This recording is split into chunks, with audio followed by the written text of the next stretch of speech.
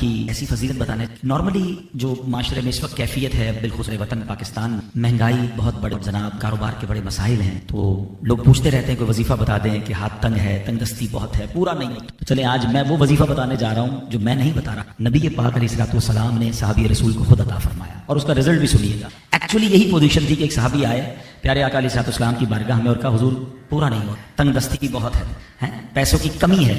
تو آپ علیہ الصلوۃ والسلام نے فرمایا جب تم اپنے گھر میں داخل ہوا تو اپنے گھر والوں کو سلام کیا کرو، اور گھر میں کوئی نہ ہو تو مجھ پر سلام عرض کرو، یعنی درود پاک پڑھو، اور ایک بار قل هو اللہ احد یعنی پوری سورہ اخلاص ہے وہ پڑھ لیا. صحابی رسول کو جب یہ فارمولہ مل گیا وہ گھر چلے گئے، اور جا کر انہوں نے کام شروع کر دیا کہ جب بھی گھر میں داخل ہوتے گھر والوں کو سلام کرتے، گھر میں کوئی نہیں ہوتا تو درود پاک پڑھتے، اور پھر سورہ اخلاص پڑھتے. کچھ دنوں کے بعد ان کے بارے میں یہ اطلاع آئی کہ اللہ نے اتنا مال دیا، اتنا کرم کیا کہ اپنا گھر تو چلنے لگا، پڑوسیوں اور رشتہ داروں کی مدد کرنا شروع کر دی. تو یہ کمال کا فارمولہ ہے. ہم روز گھر جاتے ہیں لیکن موبائل چل رہا ہوتا ہے، کسی کام میں بیزی ہوتے ہیں، بیل بجائی کون؟ میں. یہ سنت نہیں ہے. بیل بجائے اگر کوئی اور گھر میں سے کوئی پوچھے کہ کون، تو سنت یہ اپنا نام بتائیں، جو بھی آپ کا نام ہے نام بتائیں، اور اس کے بعد جیسے ہی اندر داخل ہوں السلام علیکم ورحمۃ اللہ وبرکاتہ، درود پاک پڑھیں اور سورہ اخلاص پڑھ لیں. آپ اپنی آنکھوں سے انشاءاللہ اپنی روزی میں برکت دیکھیں گے. آئیے مل کر محبت کے ساتھ ایک بار درود پاک پڑھ لیں. صلو علی الحبیب صلی اللہ تعالی علی محمد صلی اللہ علیہ وسلم. یہاں میں چونکہ مجھے لائیو دنیا بھر میں سنا جا رہا ہے تو میں چاہوں گا کہ جو ویورز ہیں وہ بھی اور جو یہاں موجود اسلامی بھائی ہیں، آج میرا مختصر جو بیان ہے بہت غور سے سنیے گا، کیونکہ آج میں نے آپ کو قرآن و حدیث کی روشنی میں انشاءاللہ کاروبار میں، رزق میں برکت کے طریقے اور کن چیزوں سے رزق کم ہو جاتا ہے، پرابلمز آتی ہیں، وہ میں نے کچھ تھوڑی دیر میں آپ کو بیان کرنا ہے. ایک مرتبہ ایک صحابی رسول نبی پاک علیہ الصلوۃ والسلام کی خدمت میں حاضر، عرض کیا یا رسول اللہ صلی اللہ علیہ وسلم مجھ سے دنیا نے پیٹ پھیر لی ہے، یعنی میں جس کام میں بھی ہاتھ ڈالتا ہوں وہ کام ڈیمیج ہو جاتا ہے، میرے پاس پیسے ہی نہیں آتے، کوئی مال ہی نہیں آتا، پریشان لوگ ملتے ہیں ایسے کہ پتہ نہیں کیا ہو گیا ہے، جس کام میں ہاتھ ڈالو پرابلم ہے، کام بنتے بنتے رک جاتا ہے. تو صحابی رسول نے نبی پاک سے کہا کہ حضور مجھے ایسا لگتا ہے دنیا نے مجھ سے پیٹ پھیر لی ہے، کوئی طریقہ بتایا. اب نبی پاک علیہ الصلوۃ والسلام نے کیا وظیفہ بتایا؟ آپ فرماتے کیا تمہیں فرشتوں کی تسبیح یاد نہیں ہے جس کی برکت سے روزی دی جاتی ہے؟ پھر خود نبی پاک نے ارشاد فرمایا کہ طلوع فجر کے ساتھ 100 بار کہا کرو سبحان اللہ و بحمدہ سبحان اللہ العظیم استغفر اللہ. وہ صحابی یہ سن کر چلے گئے اور یہ وظیفہ شروع کر دیا. کچھ دنوں کے بعد آئے اور آ کر کہتے ہیں پہلے کیا کہا تھا حضور دنیا پیٹ پھیر چکی ہے، اب کہتے ہیں حضور اتنی کثرت سے دنیا آئی ہے کہ میں حیران ہوں کدھر اٹھاؤں اور کدھر رکھوں، یعنی اتنا مال میرے پاس آنے لگ گیا. تو نبی پاک علیہ الصلوۃ والسلام نے بتایا فرشتوں کی تسبیح ہے یہ. میں دوبارہ دہراتا ہوں، آج یاد کر لیجئے، روزانہ فجر کے بعد 100 بار یہ پڑھنا ہے سبحان اللہ و بحمدہ، مل کر پڑھیں سبحان اللہ العظیم استغفر اللہ، سبحان اللہ و بحمدہ سبحان اللہ العظیم استغفر اللہ. اچھا یہ رزق جو ہے نا یہ اللہ کی بہت بڑی نعمت ہے. بعض اوقات کچھ لوگ کہتے ہیں یا پتہ نہیں لوگوں کا کانسیپٹ بن گیا ہے کہ یار مولانا حضرات یا دین کی جب بات کریں تو یہ پیسے کمانے کو برا کہتے ہیں یا مال جو ہے اس کو برا کہتے ہیں. مال یقیناً برا جب ہے جب اس کی حق ادا. کہ اللہ کریم نے قرآن مجید میں ہمیں یوں سمجھیے زندگی کو آسان بنانے کا ایک فارمولہ عطا فرمایا، اور کیا فرمایا وَقُولُوا لِلنَّاسِ حُسْنًا، اور لوگوں سے اچھی بات کہو. آپ یقین کریں جس نے اس فارمولے پر عمل کر لیا نا اس کی زندگی آسان، اس کی فیملی خوش، اس کے دوست راضی، وہ ہر جگہ ترقی کرنے لگتا ہے. اب آپ خود دیکھیں ایک دکاندار ہے، سودا بڑا اچھا ملتا ہے مگر جب جاؤ اس کی زبان پر سختی ہے، گالیاں ہیں، جھاڑتا ہے، سودا ایسے دیتا ہے جیسے بھیک دے رہا ہے. ادھر گاہک جائیں گے، یہ ایک ایسا دکاندار ہے جو ہر آنے والے گاہک سے محبت سے بات کر رہا ہے، پیار سے بات کر رہا ہے، طبیعت بھی پوچھ رہا ہے. بندہ کہتا ہے بڑا با اخلاق ہے. اخلاق کی برکت سے کاروبار بھی بڑھتا ہے، اخلاق کی برکت سے عزت بھی بڑھتی ہے، ترقی ملتی ہے اس کو. ایک ہی ادارے میں 2 بندے جاب کر رہے ہیں، ایک سب سے دوستی پیار محبت ٹیک کیئر کرنے والا اور ایک سب سے لڑنے والا. بتاؤ ترقی کس کو ملے گی؟ با اخلاق کو ترقی ملے گی. یعنی یہ وقولوا قولا یہ جو فرمایا نا قرآن کا جو حکم ہے کہ وقولوا للناس حسنا، لوگوں سے اچھی بات کہو، یہ آپ کے کاروبار میں ترقی کروا دے گا، یہ آپ کی نوکری میں ترقی کروائے گا، یہ آپ کی عزت میں ترقی کروائے گا، یہ آپ کے فیملی میں محبتوں کو بڑھائے گا. یہ ایک چھوٹا سا حکم جو ہے نا وہ میری پوری لائف کو آسان کر سکتا ہے. لیکن لوگوں کو یہ بات سمجھ نہیں آتی. کچھ لوگوں کے منہ سے پھول جھڑتے ہیں اور کچھ لوگوں کے زبان سے انگارے جھڑتے ہیں. انہیں احساس نہیں ہو رہا کہ میں کتنوں کا دل توڑ رہا ہوں، کتنوں کو تکلیف پہنچا رہا ہوں. کاش یہ بات ہمیں سمجھ آ جائے. میرے پیارے اسلامی بھائیوں، اب ایک اور واقعہ سنیے. نبی پاک کے سمجھانے کا انداز، ایک ہمارے سمجھانے کا انداز. پتہ نہیں ہے نماز کیسے پڑھتے ہیں، پتہ نہیں ہے تلاوت کیسے کرتے ہیں، پتہ نہیں مسجد کا ادب کیا ہے، ایسے ڈانٹ کے سمجھائیں گے کہ بندہ پہلے ڈر جائے. اب پیارے آقا علیہ السلام کا دور ہے اور وہ حضرت معاویہ بن حکم سلمی رضی اللہ عنہ صحابی رسول ہیں. اپنے ہی واقعہ بیان کرتے ہیں. کہتے ہیں میں شروع میں جب اسلام میں نماز فرض ہوئی نا تو نماز کے دوران باتیں کرنے کی اجازت تھی. یہ حکم بعد میں آیا کہ اب نماز میں بات چیت نہیں کر سکتے. وہ کہتے مجھے پتہ ہی نہیں تھا, نبی پاک علیہ الصلوۃ والسلام کا حکم آ چکا تھا اور مجھے پتہ ہی نہیں تھا کہ یہ حکم آ گیا ہے. میں اس دن وہ نہیں ہوں گے محفل میں. تو کہتے میں آیا اور نماز شروع ہو گئی. نبی پاک علیہ الصلوۃ والسلام نماز پڑھا رہے تھے, میں پیچھے نماز میں حاضر ہو گیا. تو کہتے چھینک آئی ایک شخص کو, تو میں نے کہہ دیا یرحمک اللہ نماز کے دوران. تو صحابہ کرام کچھ تھے جنہوں نے مجھے بڑی تیز نظروں سے دیکھا, تو مجھے پتہ ہی نہیں تھا کہ بات نہیں کر سکتے. میں نے کہا کیوں دیکھ رہے ہو مجھے تیز نظروں سے, نماز میں وہ کہہ رہے ہیں آپ مجھے کیوں ایسے دیکھ رہے ہیں.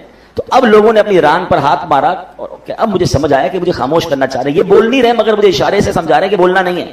کہتے میں نے نماز کمپلیٹ کر لی. جب نماز پوری ہوئی تو نبی پاک علیہ السلام نے مجھے اپنے پاس بلایا, اور نبی پاک سے بڑھ کر بہترین سمجھانے والا کون ہے, بہترین معلم کون ہے. کہتے نبی پاک علیہ السلام نے نہ مجھے ڈانٹا, نہ برا بھلا کہا, نہ جھڑکا, بلکہ فرمایا نماز میں باتیں نہیں کرتے, نماز میں تو اللہ پاک کی تسبیح کرتے ہیں, تکبیر کہتے ہیں, قرآن کی تلاوت کیا کرتے ہیں. کہتے بس نبی پاک نے بٹھا کر مجھے یہ سمجھا دیا. یہ بھی تو ایک انداز ہے نا, ایک بندے کو حکم پتہ ہی نہیں ہے اور آپ جناب اس پر چڑھ گوڑے ہیں. یہ نہیں ہوتا.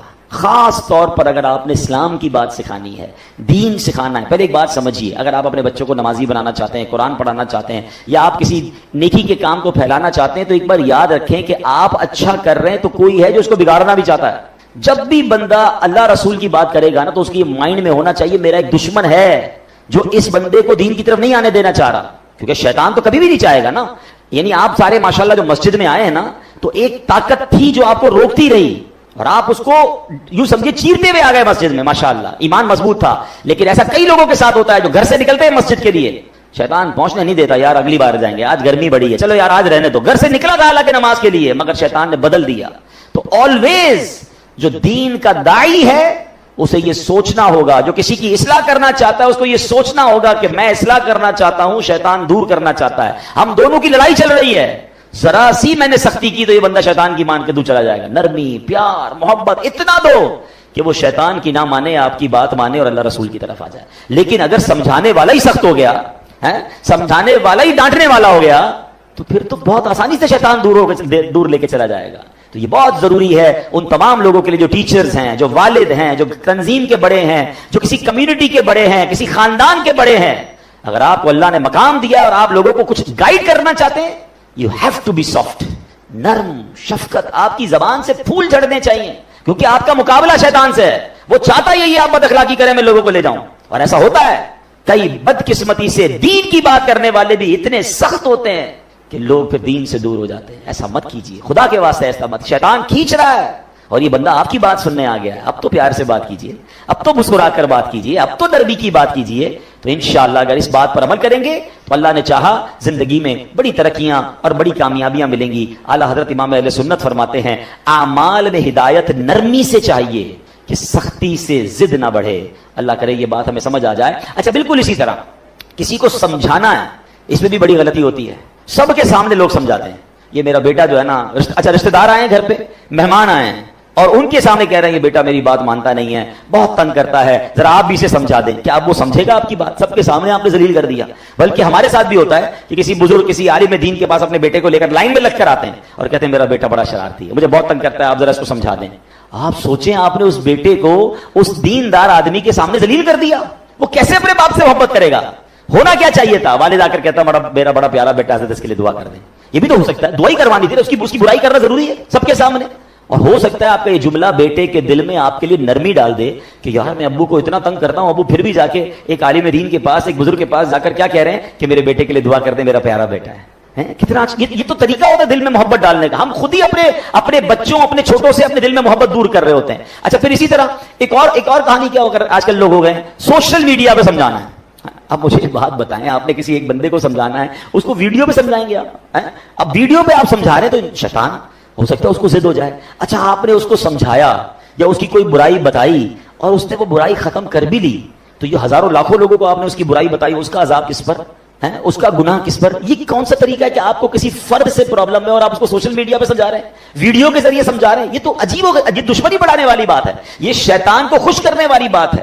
اللہ کرے کہ یہ لوگوں کو بات سمجھ آ جائے کہ ایک جملہ یاد کر لیں, جس نے کسی کو سب کے سامنے سمجھایا اس نے اس کو ذلیل کیا, اور جس نے کسی کو اکیلے میں سمجھایا اس نے اس کو زینت بخشی.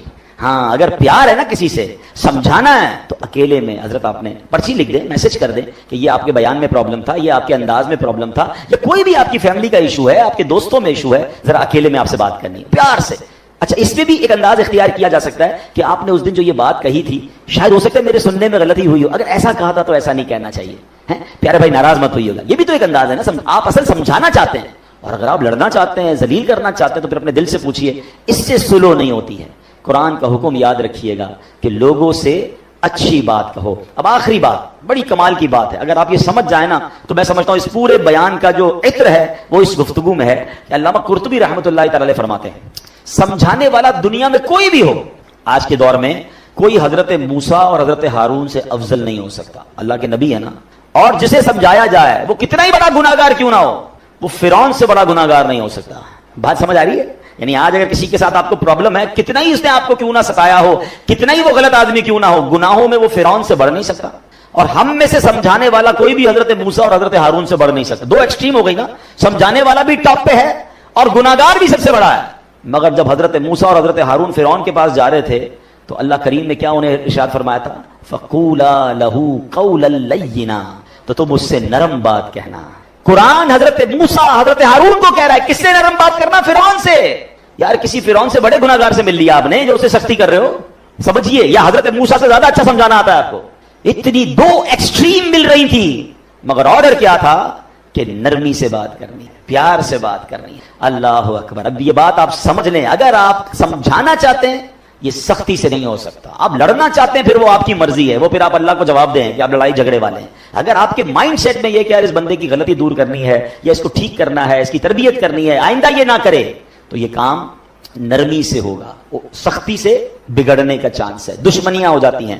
وہ ایک بات ہے نا, ایک بندہ کہیں جا رہا تھا, سر پہ اس کے کانچ کی چوڑیاں تھیں اور اس کا پورا ایک گٹھڑ تھا. تو ایک پولیس والا آیا کوتوال, اور اس نے آ کر ڈنڈا مارا اس میں. کہ بتاؤ اس میں کیا ہے؟ کہتا صاحب تھوڑی دیر پہلے تو چوڑیاں تھیں, اب تو کچھ بھی نہیں ہے. یعنی آپ ڈنڈا مار کر پوچھ رہے ہیں تو ٹوٹ گیا جو آپ پوچھنا چاہ رہے تھے, وہ تو چورا چورا ہو گیا. تو ہم بھی بعضوں کا ڈنڈا مار کے جو ہے نا سیدھا کرنا چاہ رہے ہوتے ہیں. کہتے نا پہلے ہی مٹکے میں سوراخ کر دو, اب جتنا پانی ڈالنا ہے تو پانی نے لیک ہی ہو جانا ہے, پانی بھرنا نہیں ہے. اب آپ ڈالے جائیں پانی, اب آپ سمجھاتے جائیں. پہلے تو سوراخ کر دیا آپ نے, کسی کو گالی دے کر ڈانٹ کر ذلیل کر اب بٹھا کے سمجھا رہے ہیں, آپ اس کے مٹکے میں سوراخ کر چکے ہیں. اب ڈالے جائیں, وہ نکل رہا ہے, جو بھی ڈال رہے ہیں وہ نکل رہا ہے. تو کاش یہ بات سمجھ آ جائے کہ ہے فلاح و کامرانی, نرمیوں آسانی میں, ہر بنا کام بگڑ جاتا ہے نادانی میں. صدقہ خیرات کی بات ہم بہت ساری کرتے ہیں, ٹھیک ہے. آج آپ کو ایک کمال کا صدقہ بتاتا ہوں, 1 روپیہ بھی خرچ نہیں ہوگا. غریب لوگ ذرا غور سے سن لیں, امیر بھی سنیں, کیونکہ امیر بھی کون سا روز خرچ کرتے ہیں, ٹھیک ہے نا. یہ بغیر خرچے کا صدقہ ہے. اللہ کے حبیب علیہ الصلوۃ والسلام فرماتے ہیں اچھی بات صدقہ ہے. یعنی صرف مال سے صدقہ نہیں ہوتا, بلکہ ہر معمولی چھوٹی سے چھوٹی نیکی بھی اگر اخلاص کے ساتھ کی جائے تو اس پر صدقے کا ثواب ملتا ہے. حتیٰ کہ مسلمان بھائی سے میٹھی اور نرم باتیں کرنا بھی صدقہ ہے. تو یہ صدقہ تو روز کیا کرے نا بھائی, بغیر پیسے خرچ کیے ثواب مل ہی جائے گا, میٹر چل رہا ہے. اور اب میں آخری جملہ کہہ کر اپنی بات کو ختم کرتا ہوں. جو عاشقان رسول ہیں, جو نبی پاک سے محبت کرتے ہیں, اس میں اس حدیث میں ان کے لیے ڈر بھی ہے اور ان کے لیے خوشخبری بھی ہے. اللہ کے رسول علیہ الصلوۃ والسلام فرماتے ہیں کہ بے شک تم میں سے مجھے سب سے زیادہ پیارے, سنو آقا فرمانے تم میں سے سب سے زیادہ پیارے اور قیامت کے دن میرے نزدیک ترین وہ لوگ ہوں گے. اب مجھے بتائیں, میں آگے بندہ نہ بتاؤں کون ہے, انعام کیسا ہے. قیامت میں آقا کے سب سے قریب اور نبی پاک فرمائے میرے لیے سب سے زیادہ پیارے. سچی بات یہ, میں اگلی جملہ نہ بھی کہوں نا تو ہم سب نے یہ سودا کر لینا چاہیے کہ وہ جو بھی کام ہے میں نے کرنا ہے. میری ساری زندگی ایک طرف, اگر میں نبی پاک کا پیارا ہو گیا اور قیامت کے دن پیارے آقا کے سب سے قریب ہو گیا تو پھر یہ کام کیوں نہ کروں. اور وہ کام کیا ہے؟ آقا فرماتے وہ ہے جو تم میں سے سب سے زیادہ اچھے اخلاق والے ہیں. جو زیادہ اخلاق والا ہے وہ آقا کو زیادہ پیارا ہے. اب غور کر لیں میرے اخلاق کیسے ہیں. اب اگلا جملہ جو ڈرانے والا ہے, تم میں سے مجھے سب سے زیادہ ناپسند اور قیامت کے دن مجھ سے زیادہ دور وہ لوگ ہوں گے جو برے اخلاق والے ہیں, جو زیادہ باتیں کرنے والے, منہ پھٹ, بانچیں کھول کر اور منہ بھر کر باتیں کرنے والے, گالیاں دینے والے سوچیں, طنز کرنے والے سوچیں, لوگوں کی عزتیں اچھالنے والے سوچیں. اگر نبی پاک ناراض ہو گئے, میری بد اخلاقی کی وجہ سے قیامت کے دن مجھے دور کر دیا گیا میرے آقا سے, تو میں نے کدھر جانا ہے. اللہ کرے کہ ہمیں نبی پاک کے اخلاق کا صدقہ نصیب ہو جائے, ہماری زبان سے گالی گلوچ ختم ہو جائے, طنز ختم ہو جائے, لوگوں کی بے عزتیاں ختم ہو جائیں, ہم جوڑنے والے بنیں, ہم توڑنے والے نہ بنیں. ہم کیوں نمازوں سے محبت نہیں کرتے؟ بے نمازی، میں آپ کو یقین کریں وہ وعیدیں سنا نہیں سکتا، لیکن ٹرائی ٹو انڈرسٹینڈ یہ جرم کتنا بڑا ہے. تمہیں پورے دن میں 5 بار اللہ کی بارگاہ میں سر جھکانے کا ٹائم نہیں ملتا. اللہ سے وعدہ کر لو، آج پکی نیت کر لو، کچھ بھی ہو جائے آج کے بعد ہماری کوئی نماز قضا نہیں ہوگی. آپ کو پتا ہے نمازی کو تحفہ کیا ملے گا؟ ہائے ہائے، نماز کے فضائل تو سنو یار. نماز کو عماد الدین کہا گیا، دا پلر آف اسلام. اس بلڈنگ میں کسی بھی بلڈنگ کے پلر نکال دیں، بلڈنگ کا کیا ہوگا؟ گر جائے گی. ہماری بلڈنگ میں پلر ہی نہیں ہے. اگر ایمان کا پلر ہے اسلام، نماز جو ہے، نماز میرے آقا کی آنکھوں کی ٹھنڈک ہے. نمازی کو پل صراط پر نور عطا کیا جائے گا، نمازی کی قبر روشن کر دی جائے گی، نمازی کی قبر کو تا حد نگاہ وسیع کر دیا جائے گا. اور سنو، سب سے بڑا انعام جو نمازی کو ملے گا کہ اسے بروز قیامت اللہ کا دیدار کروایا جائے گا. جس خالق نے مجھے بنایا اس کا دیدار مجھے کرایا جائے گا، پھر میں نماز کیسے چھوڑ دوں؟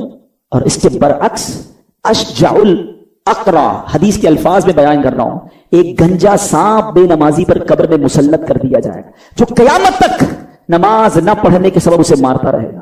کیسے برداشت کریں گے؟ کیا فائدہ اتنے بڑے بڑے گھروں کا، اتنے پیارے بیڈ رومز کا اور اتنے خوبصورت باتھ روم کا؟ جس قبر میں جانا ہے اگر وہ سانپ اور بچھو ہے تو بیکار ہے یہ گھر.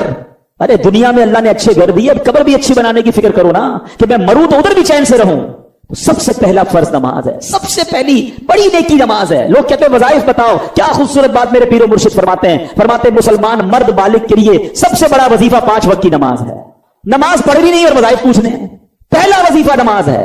تو آج نیت کر کے جانا ہے. اور سنو، بے نمازی کے بارے میں میرے آقا فرماتے ہیں، نبی پاک علیہ الصلوۃ والسلام نے اپنے دونوں ہاتھوں کو اس طرح ملا کر بتایا کہ بے نمازی کو قبر ایسے دبائے گی کہ اس کی پسلیاں ٹوٹ پھوٹ کر ایک دوسرے میں پیوست ہو جائیں گی. کیسے سہ سکیں گے؟ بہانے نہ کرو نماز سے، طبیعت ٹھیک نہیں ہے تو فلاں کام ہے، کسی صورت میں نماز معاف نہیں ہے. لیکن ہاں یار تھوڑے تھوڑے بہانے پر، یار بس آج طبیعت اگلے جمعے سے نماز پکی، بس اب یہ 2 دن بعد نماز پڑھو نا. نہیں، آپ جہاز میں ہیں، آپ ٹرین میں ہیں، آپ بس میں ہیں، آپ سفر میں ہیں، آپ گھر میں ہیں، آپ نے نماز پڑھنی ہے. اور یقین کریں خوش نصیب ہیں وہ لوگ جو نماز کے پابند ہیں. یقین کریں ان کو نماز کے بغیر چین بھی نہیں آتا.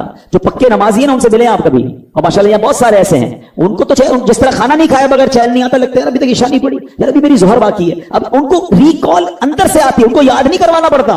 جس دن تم نے نماز کی عادت بنا لی، نماز تمہاری زندگی کا حصہ بن جائے گی.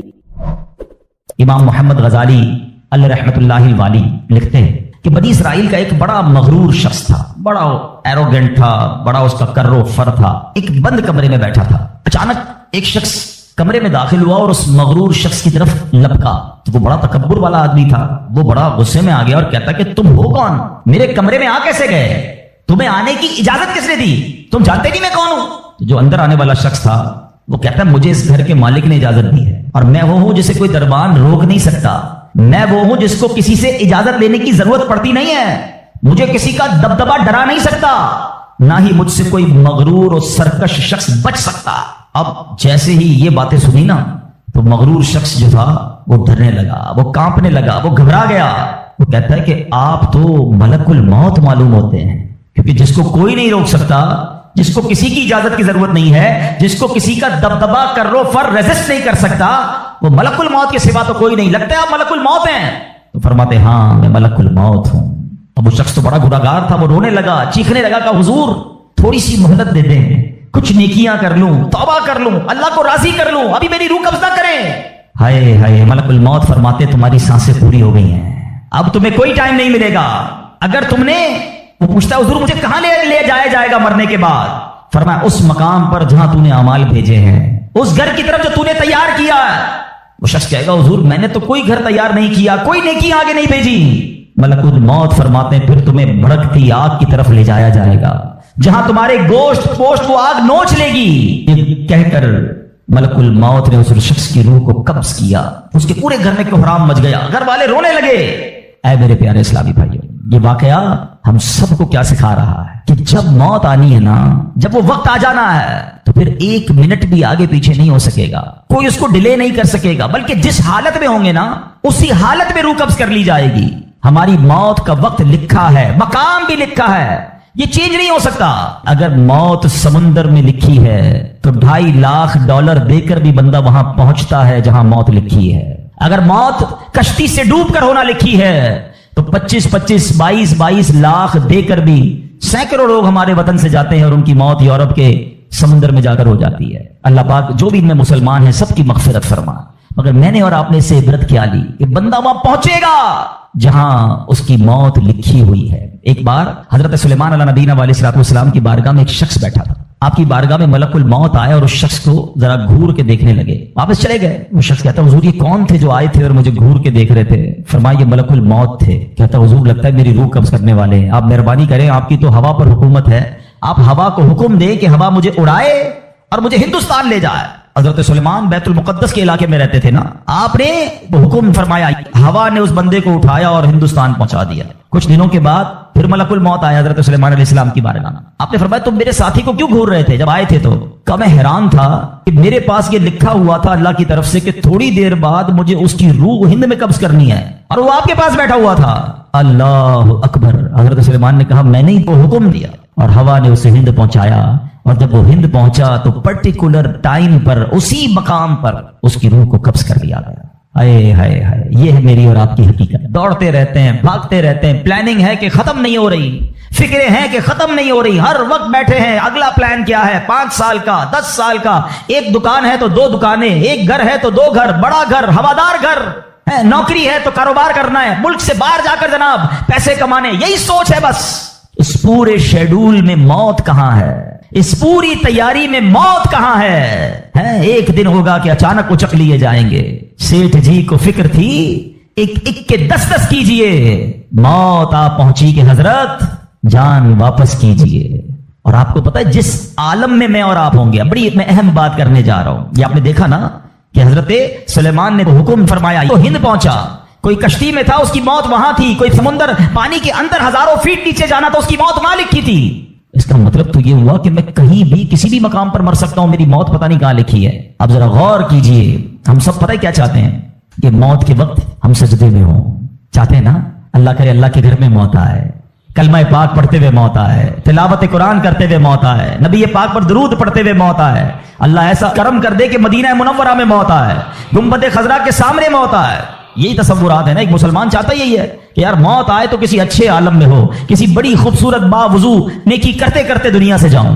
तमन्ना तो सबकी ये है।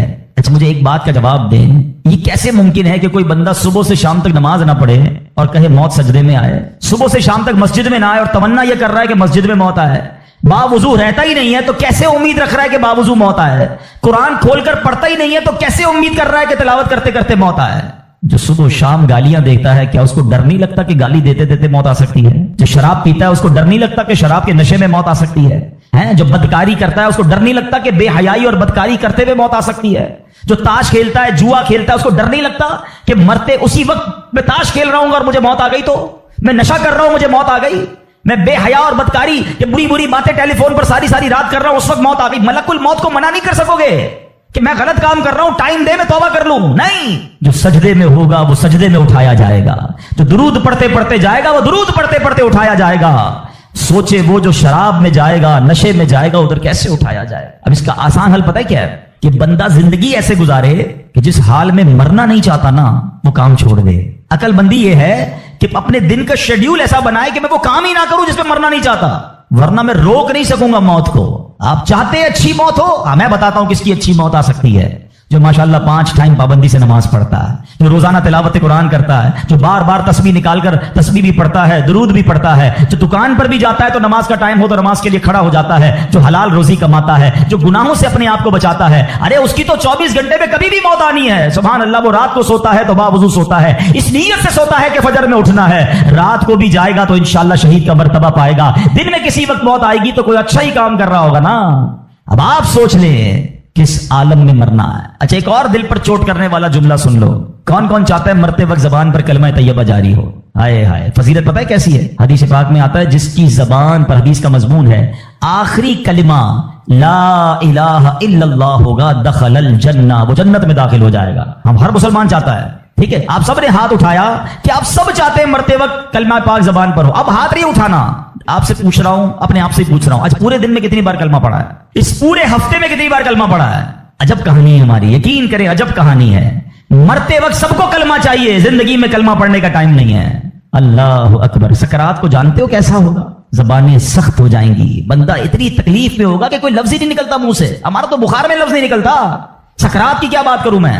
जिस वक्त जबानें भारी होंगी कलमा कैसे अदा होगा जब तुमने जबान को आदी नहीं बनाया? ہاں ایک بزرگ کا بڑا پیارا کال میں نے سنا تھا, وہ فرماتے ہیں اپنی زبان کو کلمے کا عادی بناؤ, جس وقت سکرات کا عالم ہوگا زبان بھاری ہوگی اس وقت بھی کلمہ جاری ہو جائے گا. مبارک ہونے جو روز کلمہ پاک کم از کم ایک تسبیح تو پڑھ لیا کرے یار. 100 بار کلمہ پڑھنے میں دیری کتنی لگتی ہے؟ کلمہ پاک اچھا افضل الذکر حدیث پاک میں کہا گیا سب سے بہترین ذکر جو ہے وہ لا الہ الا اللہ ہے. کتنا کرتے ہیں؟ سوچے نا ہم اب اپنے آپ کو کتنا دور رکھے ہوئے ہیں اپنی موت کی تیاری سے, اپنی آخرت کی تیاری سے, اپنی قبر کو روشن کرنے کی تیاری سے. نہ کریں میرے پیارے اسلامی بھائیوں ایسا. صرف دنیا نہیں ہے, ہم اس دنیا میں آئے ہیں نا. قرآن کہتا ہے, سورہ ملک پڑھتے رہتے ہو نا, قرآن میں رب کیا فرماتا ہے؟ الذی خلق الموت والحیات لیبلوکم ایکم احسن عملا. اللہ اکبر. اس میں کیا فرمایا رب نے؟ جس نے موت اور زندگی پیدا کی کہ تمہاری جانچ ہو کہ تم میں کس کا کام زیادہ اچھا ہے. میں اور آپ جو آئے نا دنیا میں, واٹ از دا ریزن؟ موت اور زندگی کو پیدا کرنے کا مقصد یہ ہے کہ چیک کیا جائے کون اچھے کام کر کے آتا ہے. یعنی آسان لفظوں میں ہم سب کو امتحان کے لیے بھیجا گیا ہے. ہم اس دنیا میں آئے ہیں, ہمارا ٹیسٹ ہو رہا ہے. آپ کا یار اتنا بڑا ٹیسٹ, ہاں یہ 50 60 70 سال کا ٹیسٹ ہے. اور اس کے بعد جو اچھے اعمال لے کر جائے گا, 3-4 گھنٹے کے امتحان کے بعد ایک کلاس آگے بڑھتے ہو نا, ایک آپ کا درجہ آگے بڑھتا ہے. تھوڑا ٹیسٹ بڑا ہے مگر انعام ایسا ہے کہ جنت میں داخل ہو گئے تو پھر کبھی نکالے نہیں جائیں گے. ہاں قرآن کہتا ہے ہم فیہا خالدون, ہمیشہ ہمیشہ جنت میں رہیں گے. اگر جنت میں جانا ہے تو یہ ٹیسٹ پاس کرنا ہے. یاد رکھیے صحابی رسول حضرت طارق محاربی رضی اللہ تعالیٰ فرماتے ہیں, اللہ پاک کے آخری نبی صلی اللہ تعالی وسلم نے مجھے نصیحت کرتے ہوئے فرمایا, یا طارق استعد للموت قبل الموت. اے طارق مرنے سے پہلے موت کی تیاری کر لو. ہاں یہ نبی پاک نے فرمایا. اچھا میں ایک سوال کرنا چاہتا ہوں. اگر میں آج آپ سے ایک سوال کروں کہ ہم میں سے کسی کو پتا چل جائے کل کا دن آپ کی زندگی کا آخری دن ہے اور کل رات آپ دنیا سے چلے جائیں گے, ایک دن ہے آپ کے پاس, ایک مسلمان اس ایک دن کو کیسے گزارے گا؟ سچ بتائیے. کیا وہ کل دکان پہ جا کے کاروبار کرے گا؟ کیا وہ کل جا کے پیسے ڈبل کرنے کی کوشش کرے گا؟ کیا وہ کل جا کے فرنیچر مارکیٹ میں فرنیچر بنوائے گا؟ یا کل جا کے ماد اللہ دوستوں کے ساتھ فلم دیکھنے گیا چاہے گا چلو یار آخری دن ہے ذرا موج مزے کر لوں؟ یہ کیا کرے گا؟ اگر عقل مند مسلمان ہوا تو ایک دن ہے تو مسجد میں گزارے گا, تلاوت میں گزارے گا, توبہ میں گزارے گا, ذکر و اذکار میں گزارے گا, ہیں اللہ پاک سے معافی میں گزارے گا, کیونکہ آخری دن ہے. یہی کرو گے نا. اگر پتا چل جائے, مجھے بتاؤ کہ ہمیں پتا ہے ہمارا آخری دن ہے کہ نہیں ہے؟ ہمیں تو کل کی بات چھوڑے آج رات کا نہیں پتا ہے, تو پھر کیوں تیاری نہیں کر رہے؟ پتا چل جائے تو تیاری کریں گے. میں تو پہلے ہی بتا رہا ہوں آپ کو. آپ میں سے کتنے لوگ بیٹھے جن کو پتا ہے کل صبح تک زندہ رہیں گے؟ مجھے بھی نہیں پتا, آپ کو بھی نہیں پتا. جب پتہ ہی نہیں ہے تو پھر کیوں تیاری نہیں کر رہے؟ پھر کیوں توبہ نہیں